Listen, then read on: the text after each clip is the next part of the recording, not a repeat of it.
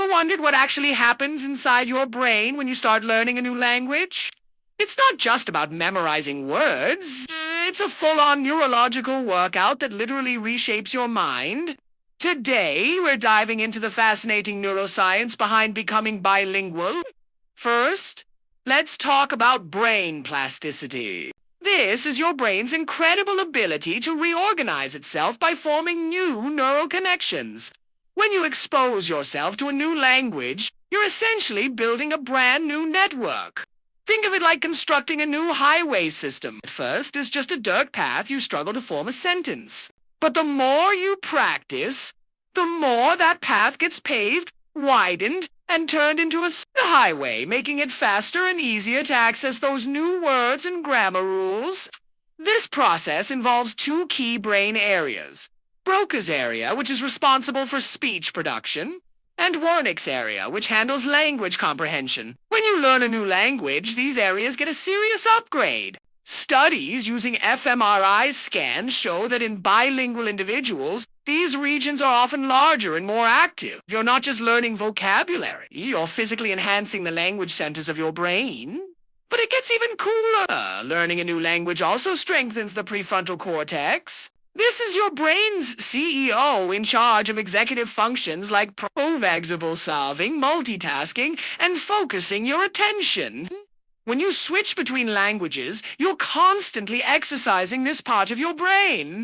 You have to inhibit one language while activating another. This mental juggling act is an amazing workout for your cognitive control, which is why bilingual people often show enhanced abilities in tasks that require switching attention.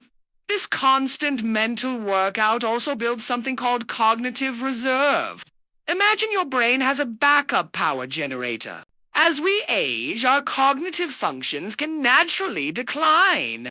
But building this reserve through activities like language learning means your brain has more resources to draw upon. It's more resilient and can better compensate for age-related changes. This is why studies have shown that being bilingual can delay the onset of cognitive decline in conditions like dementia by several years. So, how can you make your brain's language learning journey more effective? It all comes down to active engagement. Passive listening helps, but active practice is where the real magic happens. Trying to speak, even if you make mistakes, forces your brain to retrieve information and build those neural pathways. This is called active recall, and it's far more powerful than just reading or listening. Another tip is to embrace immersion. Surrounding yourself with a language, whether through music, movies, or conversation partners, creates a rich environment that forces your brain to adapt and start thinking in the new language. This helps create stronger, more automatic connections, moving you from consciously translating in your head to fluently expressing yourself. So, the next time you're struggling with a tricky verb conjugation, remember what's happening upstairs.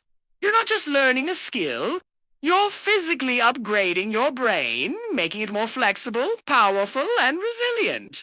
It's one of the best things you can do for your long-term cognitive health. I hope this peek inside the bilingual brain inspired you. If you found this interesting, please give this video a thumbs up, and don't forget to subscribe for more content that makes you think.